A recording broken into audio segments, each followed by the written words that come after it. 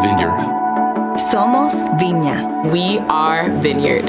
God is grace and truth, both.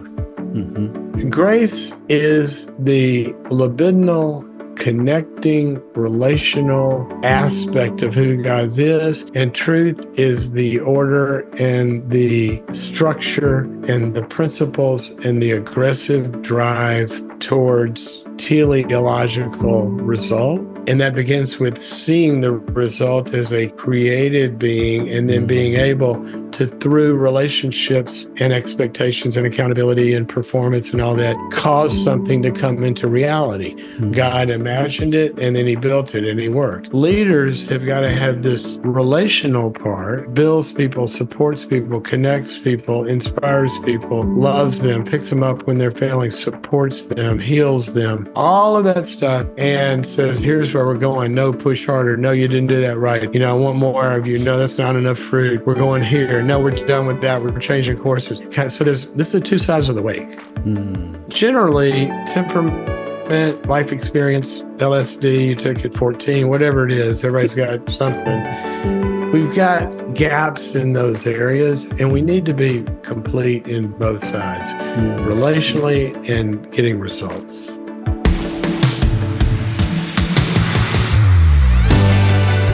Welcome to the We Are Vineyard podcast, conversations to help us grow with Jesus and each other. This week's episode is a continuation of our Leadership Under Pressure series. And in this episode, Jay will be talking with Dr. Henry Cloud, an acclaimed leadership expert, clinical psychologist, a New York Times bestselling author, and one of our speakers at our national conference. Let's listen in.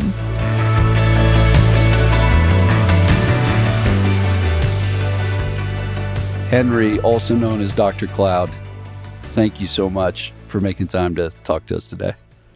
Hey, it's always good to be with you. Oh, man. Well, first of all, I'll just say, I was telling you before we started recording that the interview we did that we used for the national conference, people just loved. I mean, when you start the one story with, and suddenly there's a huge naked man standing in front of me. A huge naked pastor from the Vineyard is going to know the full story. Yeah. Yeah. I'll just leave it really ambiguous.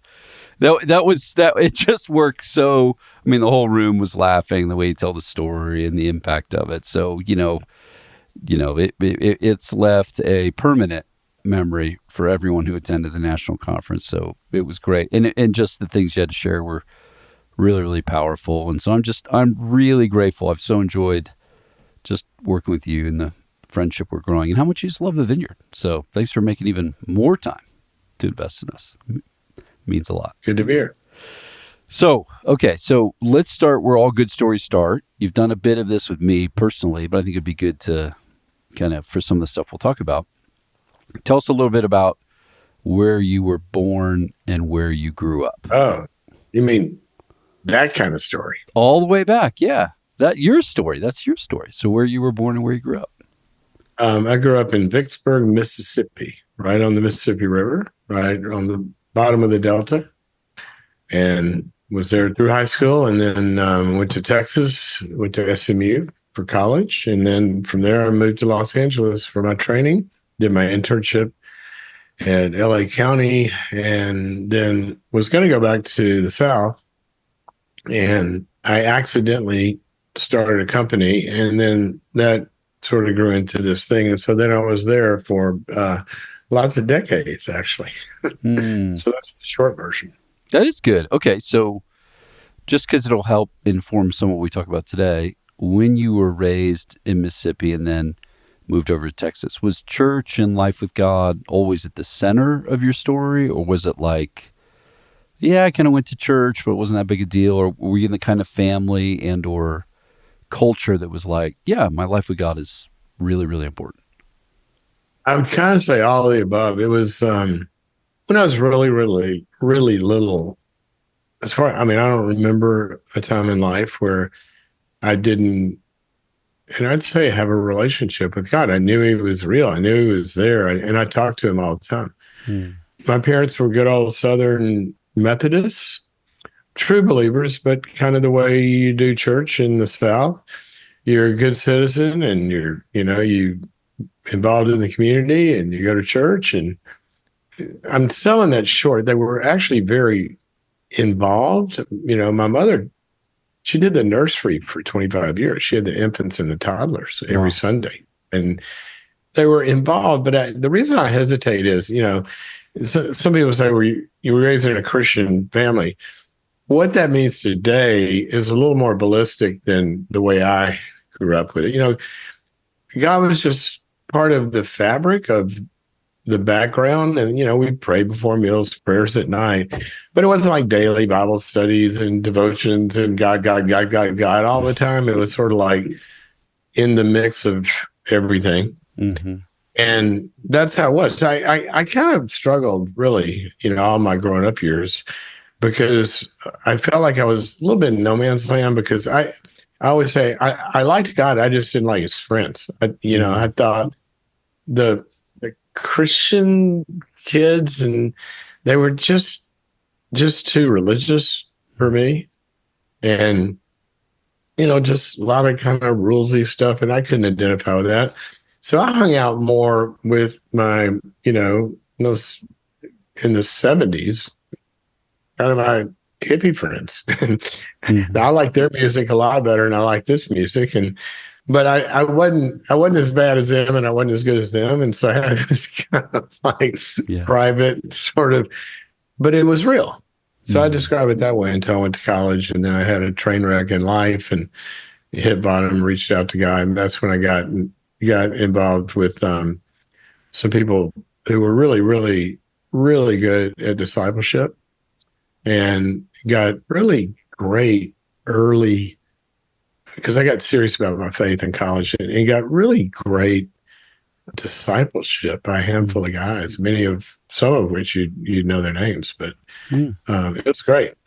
It was great. So that started me on the more serious path.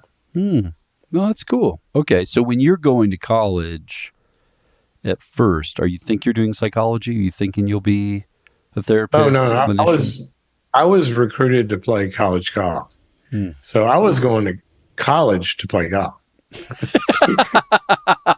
So I'll just do whatever I want to do. Well, somebody told me you had to have classes too. So I was a accounting and finance major, because I always thought if I didn't do something in the golf world, if I couldn't play, I'd want to be a club pro. And then I kind of always just thought I'd do something in golf. And then, but I thought if I didn't do that, I'd probably go to law school. And so everybody said accounting and finance was a good major, background for that. So that's what I did. And then when I hit bottom halfway through, because I had an injury and had to quit playing golf, and I started reaching out, to God, and I was looking to get undepressed and functional again. I wrote about this in a book I just recently released called Why I Believe, and it's my story. And it starts out, it says, the subtitle is Suffering, Miracles, Science, and Faith, because that's kind of what happened to me. I was deep suffering, and it was serious. And then the miracles of how God stepped in and showed up and did some stuff. So I knew he was real. And then all my professors were telling me, well, the Bible's a bunch of myths and science has disproved it. So disproving it. So then I went into a pretty deep dive for a couple of years of all of that stuff, and that resolved all my questions. And so in the midst of that, when I'm really in the beginning, I was reading a lot of stuff to try to get undepressed. And that's when I got interested in psychology. But then God spoke to me and said, at that point, I really thought I was going to go to seminary after all of that, because theology was my beginning to be my major love in life. So I thought I was going to be a pastor, and then God told me to go into psychology. I didn't really know anything about it, but I just did what he told me. So, wow. Okay, so you're going in to play golf, and then also you do accounting and finance, maybe doing law. This is completely irrelevant to anything, but it's just interesting to me because I also love golf. Who was like your prototypical, I want to golf like that person? Who was your pro? Was it Crenshaw? I mean, Crenshaw's around Texas around the same time. Who were you like? Yeah, Crenshaw was, little before me. So Right. he was a little, my God was Nicholas, Oh, really? but my idol was Johnny Miller. Oh, yeah. Also, great. Yeah. We've never talked about this, but I grew up around the Nicholas family and all those folks in Dublin. So I would work the Memorial Tournament. And then I waited tables at Scioto Country Club, which is where he grew up playing. So Wow. I knew a whole bunch of that family and that So world. did you know Jack Grout? I'd met Jack with his family a few times. So because I knew some of his grandkids and, different folks, and then I was around the club. So yeah, so I grew up in Dublin where his course is. So that's where I was around that world. When I was late teens, I think it was General Electric invited me to play in their sponsors spot at the St. Jude's. What's it now? The FedEx? Yeah. Something. Yeah. Sure. In Memphis. I mean, I was freaked out. But I go into the locker room and I'm leaning over, putting my shoes on. And, Jack has a very, very recognizable voice. Mm-hmm. And I hear him behind me. And I literally could not breathe. I literally, when I say Nicholas was my guy, yeah. Okay. So I don't know if our other gang listening to this really care. Yeah, nobody cares but me. And I are golf, so we. That was just for me. Thank you. I needed to hear that. Okay. So then you feel clearly. But if you want to know why Miller was my. Yeah. Oh, I do. Go to Google. Go to Google. I mean, I'll just give one example, but go to Google and I mean to YouTube and look up 1973 U.S. Open. U.S. Open. Exactly. No, I know exactly. I could have called it out for you. Incredible. Yeah. Incredible. And it wasn't that one. I mean, I was already a drooling fan by then, but that day shows it all.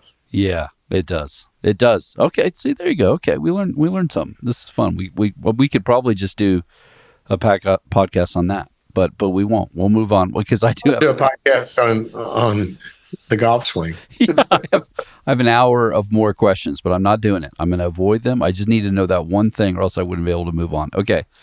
So then you're like, okay, God's taking a hold of my life. Maybe I'll do seminary. No, I'm going to do counseling, so I'll be obedient, which is good. And so then you graduate and you accidentally build a business. And then how does that person, that clinician, that person, we've heard some of your story, of course, of how you came to know the Vineyard. When did you start to realize, man, I think maybe I'm a writer and you've done a lot of work with pastors. So even if you didn't go to seminary to be a pastor, you still work with pastors. I actually did go to seminary. There you go. Sort of. I mean, in my doctoral program, there was also the equivalent of a master's in theology. It's connected with Talbot. But in my discipleship in Dallas, I was discipled by Dallas seminary people. And so I took, I think I took 8 different courses my last 2 years of college at Dallas Seminary. And so, I mean, I have studied theology, seriously. Yeah. That's okay. So you have kind of a dual thing happening. I mean, you got to understand the cessationalist before you get past it, right? Exactly. Exactly. Yeah, seriously. Yeah. So, okay. So then you do all that. When did you start to realize maybe I'm a writer? I think I'm supposed to. I'm not a writer. Okay. Hold up. Time out. Okay. Whoa. Well, how many books have you published? Let's start there. Let's go from there backward. I really don't know, but they tell me it's 45 or 6 or something. But I truly don't. I've never. Okay. I don't know. Okay. So tell me maybe this is the more direct, more helpful question. How does someone who's not a writer have 46 books? Maybe that's a better way of asking it. Well, first of all, people come to me all the time and say, "Oh, I'd love to write a book, but I mean, why don't you?" They go, "I don't have time." I go, "Don't tell me that. I've never had time off to write." Right. Let me tell you the reality. You have a book you've written a book. It's called your experience. Now you got to type it. So I'm dead serious about this, Jay. I know you are. I mean, there are writers in the world. There are authors or even leadership authors, But what they do is they do a lot of research of the leadership principles and this, that, and the other, and then they compile it, and then they get a great idea, and then they organize a book and they write it. That's great. That's not me. I'm a practitioner. And so I've always said the work writes the book. So it's in my work and my experience with companies and individuals and all of that. That's what I call it. That's sort of the well, because in my work, I'm also always doing a lot of research. I'm always reading 2 or 3 technical books, usually some kind of theological or spiritual stuff. But I still spend 80 to 100 days a year in the war rooms with CEOs and leaders and groups and teams and companies. So, but here's what happens. You get to the writer thing. In my work, I'm not a writer, but I am a model builder. So because I work with leaders, and early on a lot in the clinical world with the hospital system that we built and all the clinics and all that, and I was always building models that people could use to get better, and so that I've always done. And then what actually happened, and this is just God's hand, because I wasn't a writer. My first job was in a leadership consulting firm when I went looking for a job. And they thought, they wanted a clinician in there to help leaders with their issues and all this. And I fell in love with leadership. And I did my doctoral dissertation in leadership personality. But they worked with a lot of Christian organizations as well as businesses. So one of them was what's now called Cru. Back then it was Campus Crusade. And Campus Crusade was it's basically a holding company with many ministries. The Jesus Film, Josh McDowell, Family Ministry, Athletes in Action, all of those. And I was working with those leaders and doing a lot of trainings on, because they have ministries and they're helping people deal with emotional issues and all this. And so I was building models to help pastors and people that ministry people understand how do you deal with somebody depression, anxiety, addictions, et cetera. And then on the business side, working with companies, I was doing the same thing. I was building leadership models. And then one day, Bill Bright's right arm came to me and said, we want to take your model and make it our growth model for all the emotional issues, around the world. But we need a book. I said, well, I don't have a book. And they said, I know, but we need one. So you're going to write one. So I don't know how to write a book. They said, don't worry about it. We'll help you write one. And so my first book is called Changes That Heal. And it's a model of how spiritual growth affects all the emotional problems. They hired a consultant to lock me in a room and teach me how to write a book. And that's how it got written, because I'm not a writer. That's so perfect. I did learn a system that came out of that I still employ today. So I do have a system. And so what happened then was, started this company, and with John Townsend joined me, and we were going to do one Christian psychiatric hospital and treatment center, and we did one, and then we did another, and another, ended up in about 45 cities in the Western United States. And so we were building content and materials to be used in all those treatment centers. And then we just started publishing that. And that's how all the Christian stuff happened. But then my other life, working with leaders, I just never had written anything. And finally, in about 2004 or 5, I wrote my first leadership book. So I really kind of had 2 careers, but simultaneously, one in the, I don't know what word to use, kind of the Christian growth, self-help, emotional, clinical, relational, marriage, family, blah, blah, blah world.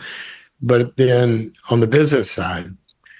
And the reason I did those was a lot of Christian leaders wanted to take my books into their companies, but they said they can't because there's too much Bible in there. So I went and got a New York agent, a New York publisher, and did the business books, without the verses, so to speak. So, public companies could use them.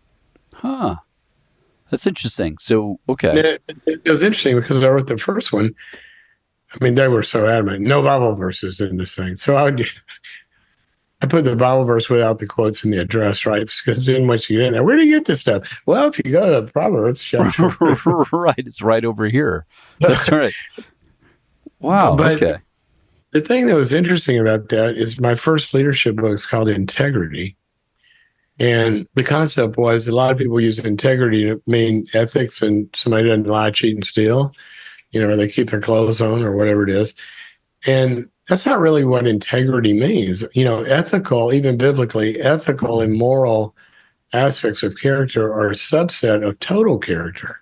Total character is an integer is a whole number. And so the Bible talks about the word maturity or completeness or perfection, which actually means ripe.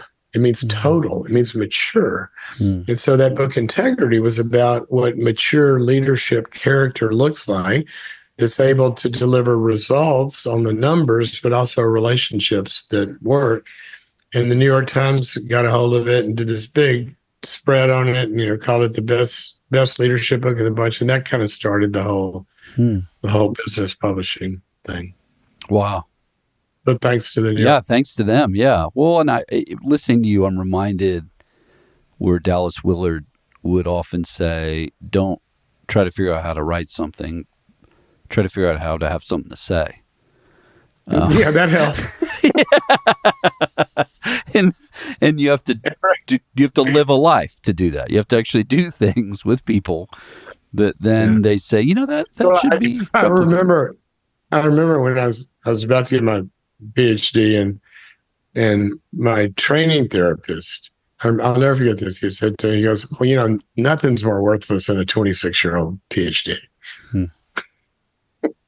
I go, oh, that's me. Thank you. Yeah, exactly. Wait a minute. Hold on. What does that mean? Yeah, that's so good though. Okay. So that helps me understand how that whole part of your world works. But then, as you just said, you're in boardrooms and you're with leadership teams and you're talking to people who run nonprofits and organizations, whether it was Crew back then and then all the way through. And also businesses. It wasn't all nonprofits. Yeah, exactly. So like everybody, you're doing all kinds of leadership development, and basically, what is sort of the work you're doing to try to, because this little series we're thinking about resilience. How do leaders make it through all the different pressures?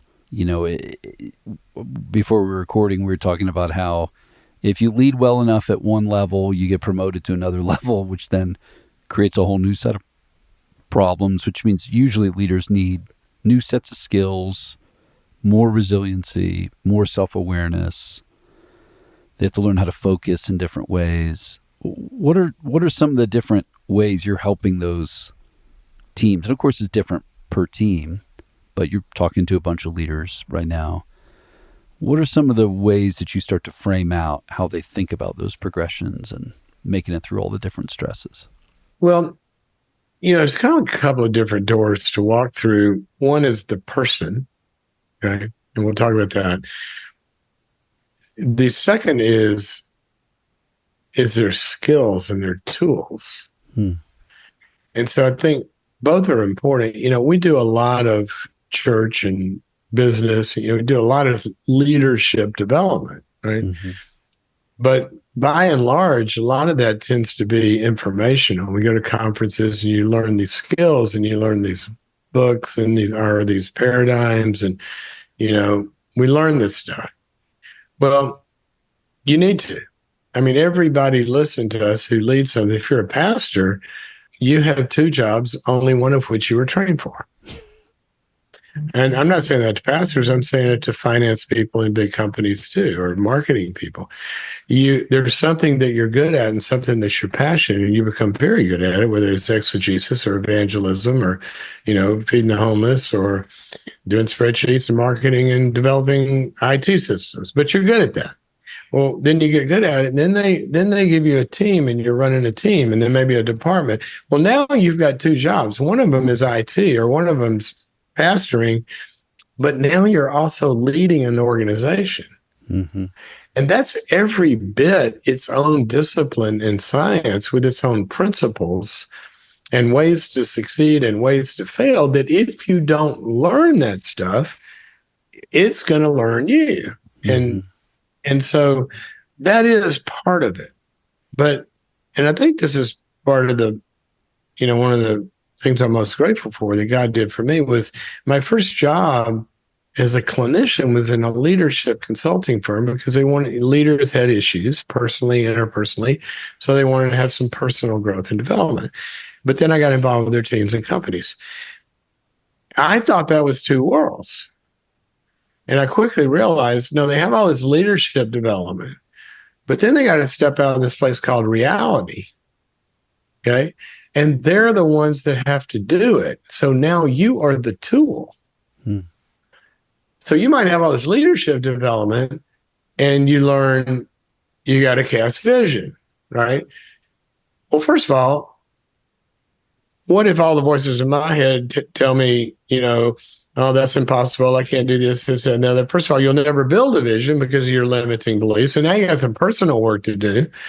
But what if you got to pitch that to a board or to, donors or, get a team involved and all that? You got to cast this vision, and you're standing up there going, why would they ever believe me, or why would they ever try?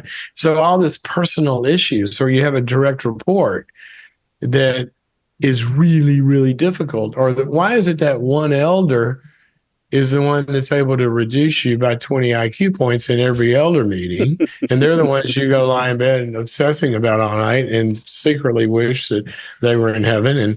And those they're tapping into stuff inside of you.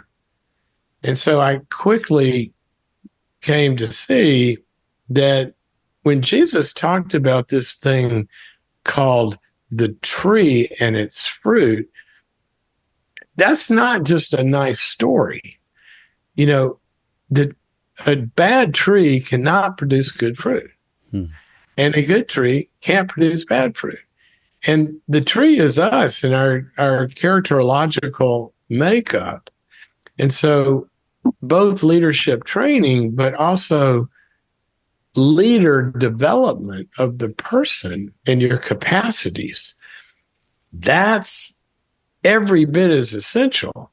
It's what you learn at Harvard Business School about, whatever the leadership stuff is. Mm-hmm. So I like to think of, you talk about leaders get to higher levels and there's more pressures and this, that, and the other. The Navy SEALs have a great kind of mantra about this. My brother-in-law was a Navy SEAL. We lost him in Iraq, but I got to be around a lot of them. Yeah, Mark was the brother I never had, and incredible. And those guys are incredible. But they have a saying: no one rises to the challenge. You fall to your level of training. And, the Bible talks about being tested. It's not like God's the teacher going, oh, I need to give them a test to see if they know their math so I know whether or not to promote them. It's like when you go fishing, you got a 20-pound test line. And what that means is at 21 pounds, it breaks. We've got to build our capacity so we're stronger and stronger and stronger. So when the challenge does come, that challenge is here's the challenge and here's where we are. But the challenge is quickly hitting our level of preparedness. Now, there's another part of this where you do have to give challenge above our level, but not so it breaks us, but so we can be built to be trained to be able to handle it. And God talks throughout the scriptures about bringing heat in our lives to do that. And so part of what I do in leadership development really is on both sides, the principles, the tools, the skills, and all that. But also in developing leaders, you've got to go down the path of how human development happens. And the scriptures are very clear about that. And the science is very clear about that. The problem is the evangelical models are often not very clear about that. Because a lot of the evangelical paradigms rely dominantly on knowledge and choice. If you know a lot, you can make right choices. And, in this is sub-biblical, and it's not how reality works. And so, anyway, I work a lot in helping people get stronger.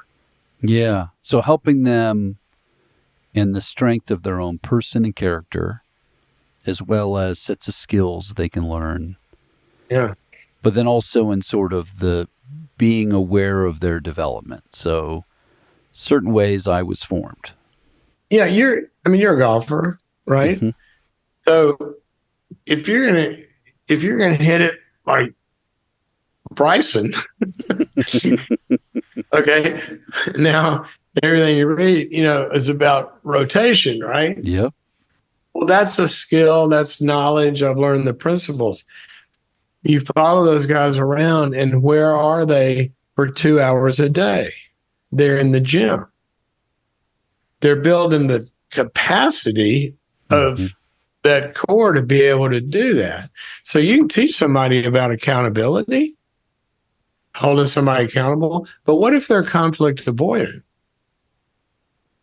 See, now we got to work out the internal issues that make them afraid to speak up and, threatened by somebody with a title or power or money or whatever it is, and their own narcissism that gets them unable to, think. And so you got to get into the personal development side if you're going to have leaders that are resilient. And the problem is a lot of times in the popular resiliency stuff, we see helpful tools, but they tend to be oftentimes techniques. And what we need to be doing is building the tree, building the person. And it's not all volitional, choice-based, and it's not all just about more knowledge or information, even knowing God's word. A lot of times the evangelical models will act like to know God's word and to claim it and to, to speak it is kind of the whole banana, because you'll know the truth and the truth shall set you free, right? Well, that's not even what the passage says. The passage says, if you hold to my teachings, then you shall know the truth, and the truth shall set you free. So there's this, the Greek word teleos is an end goal with a self-reference. So you're becoming everything that you're supposed to be over time in a process. And it's very clear in the New Testament. So in leadership development, that's kind of what you have to do. Okay. And so, even you guys, or I shouldn't say even you guys, that's not bad. Even in something like doing the stuff. Right. Yep. Okay. Well, I got to sit in the seminar, but then what do y'all do? You break into the labs. Yep. Put your hands on people. Right. And you do it. And then you go out on the street. I'd read all this stuff, and I'll never forget the first time when I prayed for a little missionary lady, and I said, "Dear Jesus," she goes, "Don't you mention that name," and jumped up in front of me, and I went, "Oh my gosh." Well, I wasn't ready for that challenge. I did not rise to the challenge. I fell to my level of training, and I called the Vineyard down the street to come deal with her. Seriously, that's what happened. That is so absolute perfect. True story. Well, speed up. And what's interesting is, conversely, the other way around, when you take a step out and a thing happens that you're not expecting, that also raises sort of your confidence. So I was with these pastors I was telling you about over this weekend, and we have a word about maybe a neck condition. And this guy's really never done this before. Puts his hand, we're talking through, you pray, you do this, you do that, and the person's healed. And, there was nobody more surprised than this person praying. He was like, and he literally asked them 3 times, "Are you sure?" and they're moving their neck around. I'm like, okay, they've already said they're sure 3 times now. Maybe we can trust, and we can. He goes, well, we'll check in next week. Are they I said, sure? Yeah. What was he asking? Are they sure of what? Well, he was like, are you sure you're healed? Because he was the one doing the praying. And he was the prayer. Somebody got healed, and he's going. It's like the doctor going, are you sure your gallbladder's not there anymore? Exactly. And, Doc, you're looking it out. Well, exactly. And I'm watching this like, this is so interesting. So you did this only half thinking it could work, and then it does. And, you're saying, well, why don't I check in with you next week to make sure? I was like, that's fine. Whatever you got to do, man. But I could also see his faith rising. Like, wait a minute. This is how this works. And then, the next time he does it, he'll probably have a little more confidence. Like, wait a minute, I know how this works. I can do this. At least I can try the thing I know how to do. Okay, you just said a mouthful about leadership development. What do you mean? The next time they'll have more confidence. Here's the problem. Leaders often, they want to get to the next level, whatever that means, and they'll say, so how can I have more confidence? And I go, you can't. You have to go do it and learn that you can do it. And then you won't doubt whether or not you can do it. Yeah. And then you'll be confident. But it's that gap. And see, we have to be, for leadership development, we have got to be designing gaps. That's what I said earlier, where people are going to learn. We call that failure sometimes. Where they're going to learn, and then their level of training gets up here, and then they're going to be able to do it. But that's on the soft skills as well as the hard skills. And, go to Hebrews 5, and it says that solid food, which with pastoring is pretty much solid food. It's not pablum. Solid food is for the mature who through practice or experience have had their senses trained to discern good from evil. And so there's always this. I'll give you another example. 2 Peter 1, it says, add to your faith. It starts out with moral excellence, then knowledge, and then to your knowledge, I probably won't get these in order, but to your knowledge, self-control. So how much are people really working on increasing their knowledge about all this, learning this stuff before we do this stuff? But then self-control is the ability to go out there and actually pull the right, levers and be able to execute. And then you're going to execute. What's going to happen? You're going to run into obstacles. And it says add your self-control, perseverance, because how many people crash and burn, when there's a failure or something goes wrong. And then to your perseverance, it says mutual affection. Nobody wants to drown alone. You got to be able to build teams and build connections, and then to that brotherly kindness and love. And then it says this, and if these qualities are in you and are increasing, you won't be fruitless in your knowledge of the Lord Jesus Christ. So we don't realize that this resilience thing that they're calling now it's not like this switch. Oh, I'm going to go, what do you do to be resilient? Okay, I'm going to do this. I'm resilient. No. Romans 5 says through suffering, when you're in these trials and sufferings, you go through it to perseverance. You stay in it and hammer it out and do it. And then that ends up with character, which gives you hope. If you have the character, meaning the makeup, I can do this. And the SEALs go call on a mission. They're not wishing they could win. They have real hope, objective hope, but we can pull this off. Why? Because of what's been built in them. And so they're not taking a new recruit saying, I'm going to take my position in SEALhood, and now I'm ready. We got to be developed and grow into, God secured the promised land. We have a position in it, but Joshua had to go and possess what he already owned. And so we've got to focus on developing leaders in their personhood.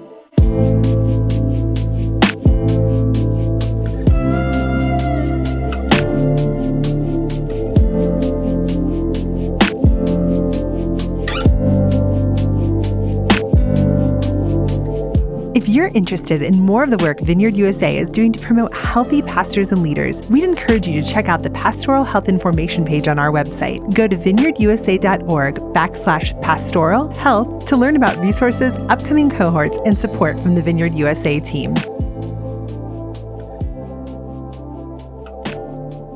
You work with pastors and leaders all the time, but specifically pastors.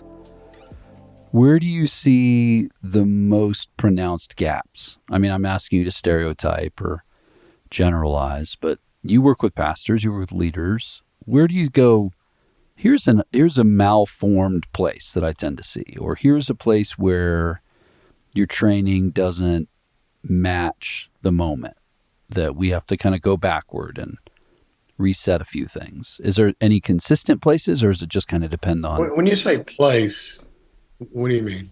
Well, I mean, like you're describing, when a SEAL knows they can do whatever, it's because they know how to shoot the gun or be in this place of the formation, or...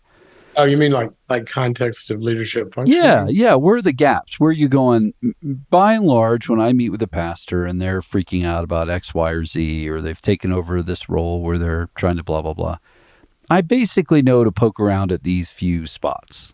Like I kind of know they're probably underdeveloped in these key areas, i.e. maybe their own. Maybe, I don't know. I'm asking you. You do this. Maybe they're just... my hunch is it's probably not biblical literacy. They probably have I thought you said when you go do it, you point to these areas. Yeah, what do you look at? What are you noticing when you look at pastors go, man, they have big gaps in these key areas, like their own emotional health, and in what way, and how do you help them work on that? Or... Well, there's a couple of different ways that you can look at this. If you wanted to, we're going to send them in for a blood panel. Get a reading on where you are. And I use some simple ways to think about this. One is if you take a pie, and carve it into pieces. I always say that, personhood is, we're all like a pie and there's three big pieces.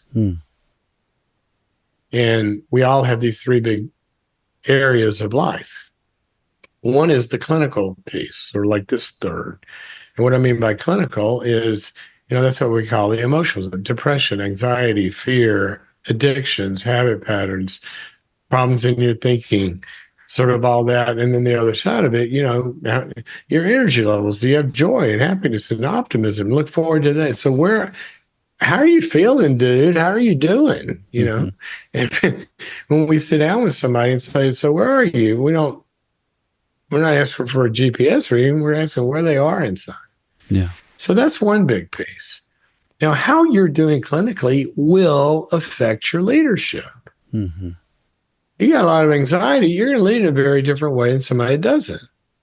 If you've got a near clinical depression, you're even going to think in different ways than if you didn't. Same thing with a lot of kinds of anxiety. We know that certain anxiety states can lower IQ points by up to 30 points, where you need your whole brain, when you're leading. So the clinical piece is a big deal. The second big piece of the pie is relational.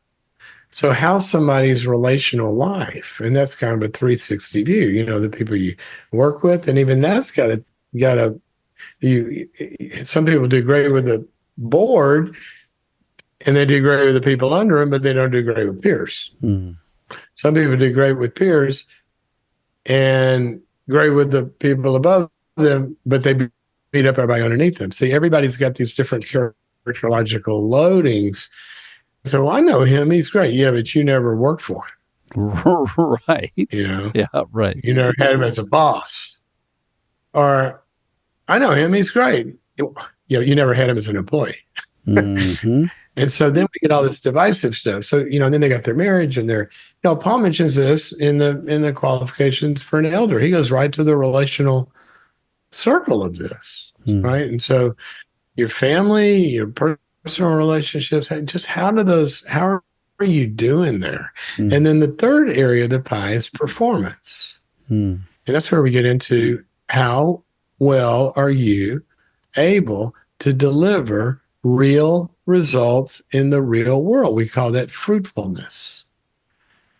And so you got to kind of look at all those areas because that's going to show up in the leader context. Mm-hmm. Some people say, well, where's the spiritual piece of the pie? There ain't no spiritual piece, baby. The whole pie is spiritual. It's the pan.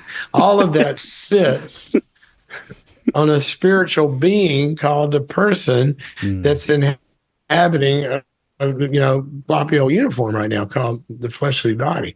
So all of that is spiritual. So that's one way we can look at it. Another way to look at it is this. In my book, Integrity, which is about character, I started with a metaphor called the wake. And where this came from was when I was studying character. You look up the word character in the New Testament, it kind of doesn't appear maybe 3 or 4 times. It's just not there. The New Testament looks at maturity and the completeness and stuff like that much more than the character word.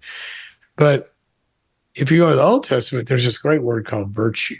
It's a Hebrew word translated virtue. And it's about this overarching goodness, And you're like, I think part of the root word of that is like a force. And when I was thinking about a force, I started thinking about like the force of a hurricane. When a hurricane is a force and it moves through, but it leaves a wake behind it. You hear the news station, well, in Katrina's wake or in Helen's wake, there are however many dead and this and the other. Well, leaders leave a wake. Leader goes through a department or goes through a church or goes through a community or where they leave a wake behind them. And just like a boat leaves a wake behind it, there's 2 sides to the wake.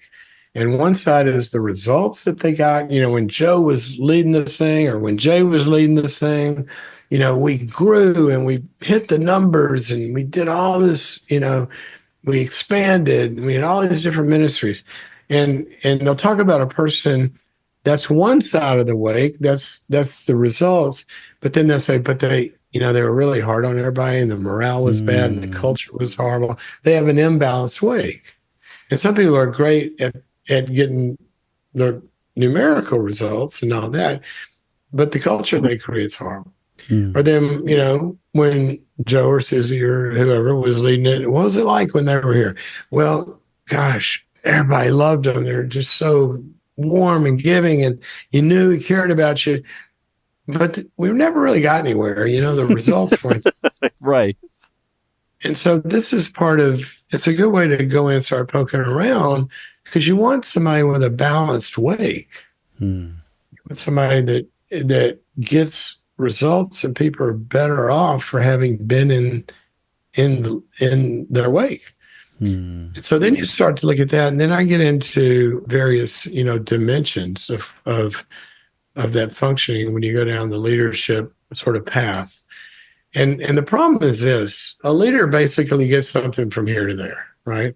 There's a very indisputable way in which things get from here to there. And in my view, there's kind of 5 components that have to be present for anything to get from here to there. Well, the problem is no leader has all 5 of those gifts or strengths. I'm going to call them strengths because we get gifts confused with spiritual gifts. But for anything to get from here to there, the organization has to have all 5. Okay? It'd be like a parent, you're raising kids, and they need, all 3 food groups, and you just love, I don't know, maybe you're vegan. Love you guys vegans, but I need some other food too. Jay, you'll love this. When I lived in LA, I'm going to get hate mail right now. No, I love this.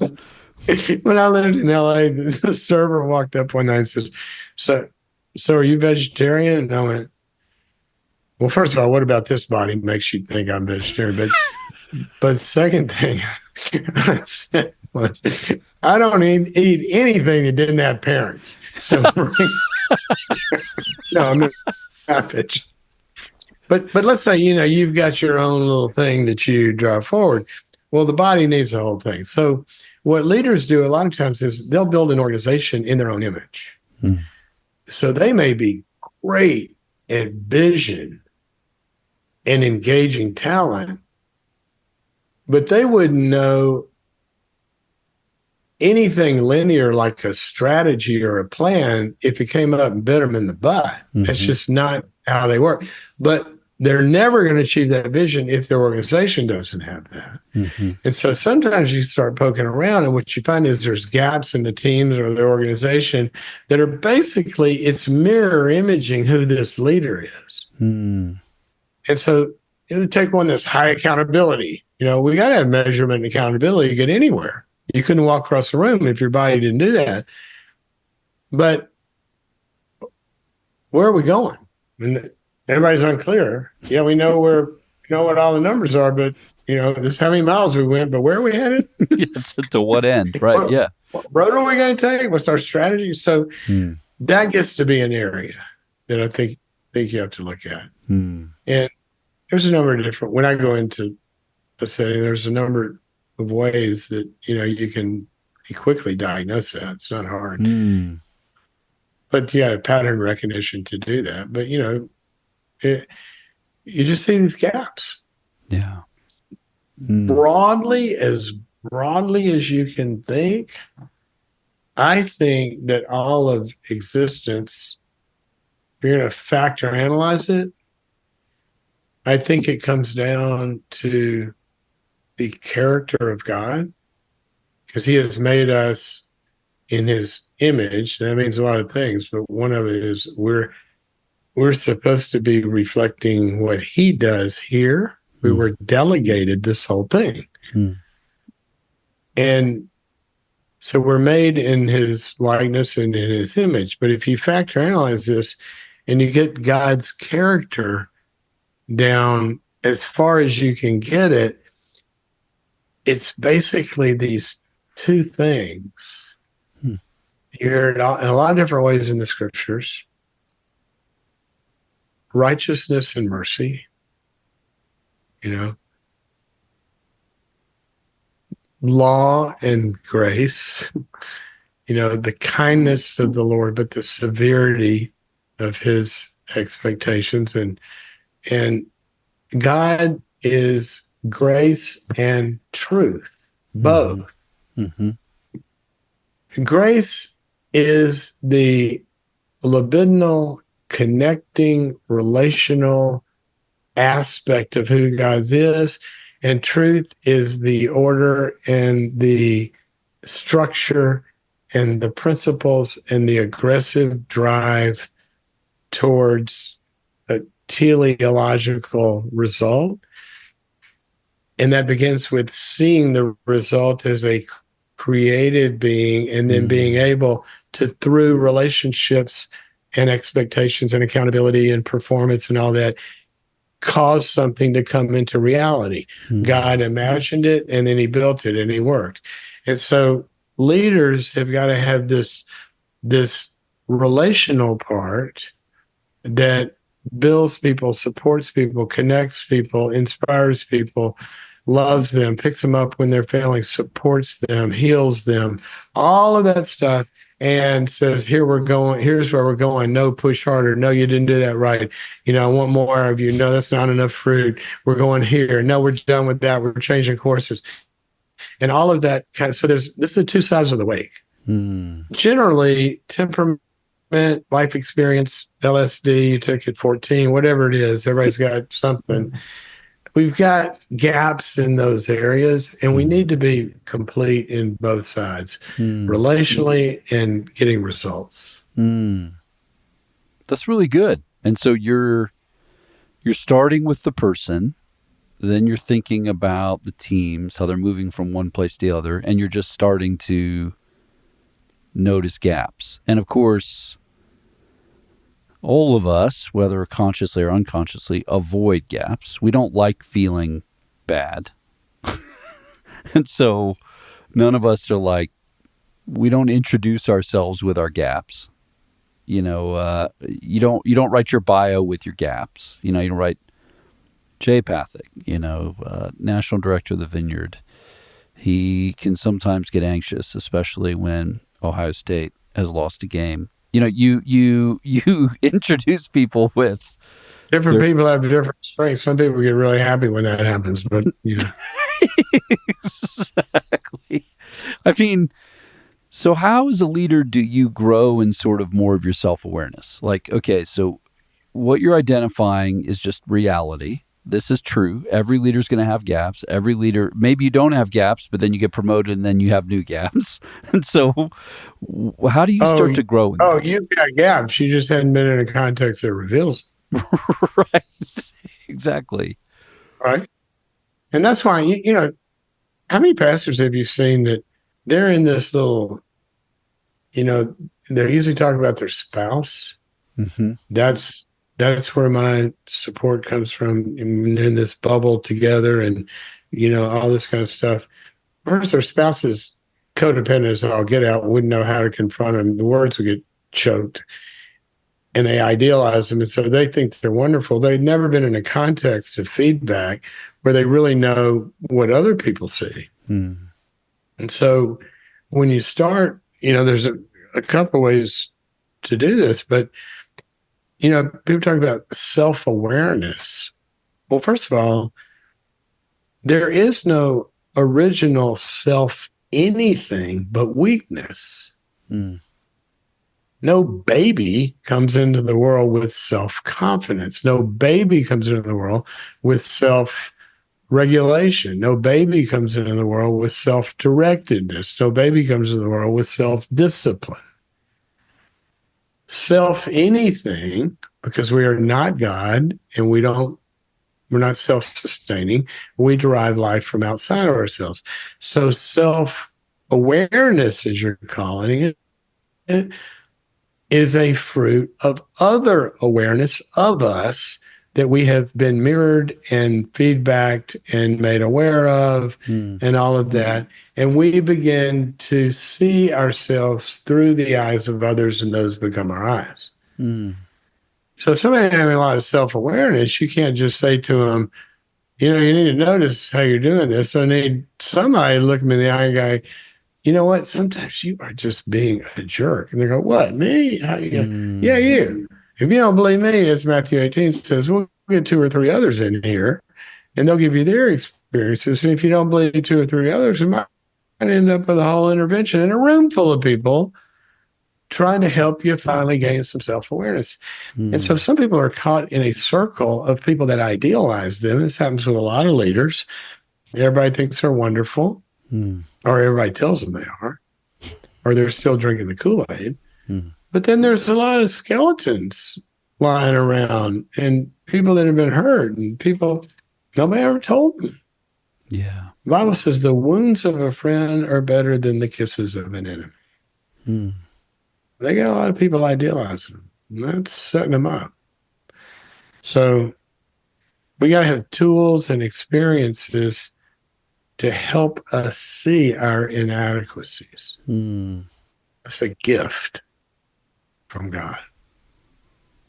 Yeah, and what's interesting is you say that then that reflects back on the first things you were saying. So if I already feel pretty depressed, kind of sad, insecure, the odds I'm going to want to do that are pretty low. Like I don't want that. I'm barely doing what I'm doing, and I'm managing criticism now. So people do inherently resist that. The very thing they need is the thing they resist. Yeah, but it depends on the experience of the need. I mean, if I need water, I'm not going to resist it if I'm thirsty. But I'm not going to drink Clorox. I don't need that. Right. So, first of all, we got to get them into a place where they actually feel like they need it. And when we feel like we're needing it, it's when we're being put close enough to our results that our results are telling us. I can do it, mommy. I can do it. I can do it. I can do it. And finally, and the shoe falls off for the 16th time. They go, okay, help me. They got to a position of need. Now, the other thing about it is they're not going to want a parent's help if the parents, you said they're facing criticism all the time. We don't need criticism. What we need is help. And so, first of all, if they're not wanting it, they either don't really know they need it, or the way they're getting it doesn't feel helpful. It feels punitive. So we have to find ways in which there's a psychological safety enough to drink the water and not experience it as Clorox. Okay? And that there's enough relational support that for the times when it does hurt, the doctor, there's going to be a little sting here, but there's enough relational support there. And then you know that they're for you, that you can kind of stomach it. So we don't want to ask people to walk into firing squads. We want to ask people to walk into the walk-in clinic and saying, you know what, I'm kind of struggling with this vision thing, or I'm kind of struggling with this. Can anybody help me? And I love it in James chapter 1, I think, where it says that, if anybody needs wisdom, let them ask God, who gives it, I think the phrase is, without fault finding. In other words, we need help. He's not going, yeah, because you did this and this and this and this. No, he's just trying to help. I told you so. Didn't I tell you? It literally says that. I love that verse. Without fault finding. Everybody's afraid of fault. It's not your fault that you're needy. The Bible says you are blessed when you're needy. Blessed are the poor in spirit. We have to make leadership development a blessed place to need development, not you didn't get your letter jacket this year. For those of you who play sports. Did you letter? No. I just preached the gospel. That's all I did. Well, yeah, and it's like, try harder. We'll see if we can get you there next year. Yeah, it's like, that's exhausting. That's good. So that's creating the right kind of context. That's really, really good. Okay, well, I've taken a ton of your time, so I don't want to take too much more, but let me just end by asking you a different question, which is, you know the Vineyard pretty well. You've been around a lot of Vineyard types of people. I asked this last time we were together, and I got some of it in the video, but I want to ask you again. I don't remember. Well, good. Well, maybe you'll say the same thing. It'll be really interesting, or maybe it'll be different this time. That'd be cool. I would just love, what would you want to say to us? We're leading. We're trying to be healthy leaders. We're trying to form healthy leaders. We're trying to join what the Holy Spirit's doing. What do you think would be a word for us? Well, first of all, the first thing I would say is it's not really Vineyard specific, because I'm not day to day very current with the whole movement and kind of where y'all are and this and the other. I do know that I'm a big fan, and I have been since day one. One of the things that Vineyard, you can correct me if I'm wrong, one of the things that y'all historically have done is he did a great job of dismantling the narcissistic hierarchy of the priesthood of the believer. Everybody was able to do the stuff. Yeah. Right? And he's given us the authority to do the stuff. But sometimes people with certain kind of grandiosity in their own ontology, their own how they show up in life and their personality and all that, they kind of sort of think that they know more than they do. And when we get people ministering early and, do all the stuff, we also have to have them in a context where they're getting feedback and accountability structures. They can even be peer-to-peer and not organizationally hierarchical, but in the exuberance for everybody to be discipling everybody and doing all this stuff, that the New Testament it's a metaphor of a body where there's an immune system that can rein in the goofballs. And, broadly speaking, I don't think anybody, some people might have a problem with it, but if you look at the broad picture, if you take your standard evangelical, ultra conservative type, and then you take the charismatics over here, well, kind of by definition, these people are a lot more tightly wound. Right. Right? These people over here are looser. And so you're going to find a little need for order and discipline and structure over here. Mm-hmm. Over here, you're trying to let these people out of their cages. Yeah. And so I would just want there to continue to be and having tracks of people having, and go back to 2 Peter 1, that those traits that he talks about there, where these, there's the moral excellence to begin with, but on top of that, there's knowledge and self-control and perseverance and brotherly kindness and all of that. Mm. And so character is not developed supernaturally, even though it is, because God is at work in us to will and to do His good pleasure. But this tree is being formed through the work of the Spirit as each part of the body does its work, as Ephesians 4 says. Well, that's supporting, connecting, correcting, healing the brokenhearted, grieving with those who grieve. And so where people are really in places where they're working on becoming, whole people, as well as being able to do the stuff. And then they're going to hurt a lot less people, because we know people do get hurt. People are running around saying, I got a word for you. And really, they're so grandiose, they think they don't know the difference between them and God. You know what I'm saying? So there's a lot of characterological maturity that has to come along with doing the stuff. Yeah, I may be talking from decades ago, but that's kind of... No, I think you're right. Well, and that's so much of the work we're doing is how do we focus on character and some structures, some accountability, some processes that enable... But you don't want to put everybody in jail either. No, precisely. Yes. Just enough that we... I know which group I'd rather play in.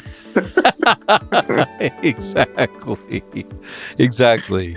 No, that's exactly right. No, that's a good word. I received that. And I think even some of the discussion we had today helps us create some frames, how we think about that. That we're not the police. We're not deciding if you get your letter jacket or not. We're trying to create context where we're helpful. Like, this is help you need. This is help you want. We're trying to help one another, even if it's a little uncomfortable. We're not familiar with it. And let's grow in these things together. That's part of growing up.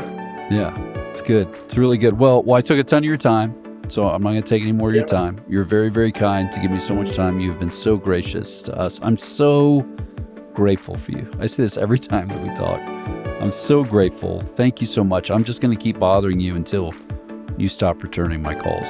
But you haven't thus far, so I'll just keep showing up until you've had enough. But because I'm really, really grateful. Anytime. Yeah, oh, thanks.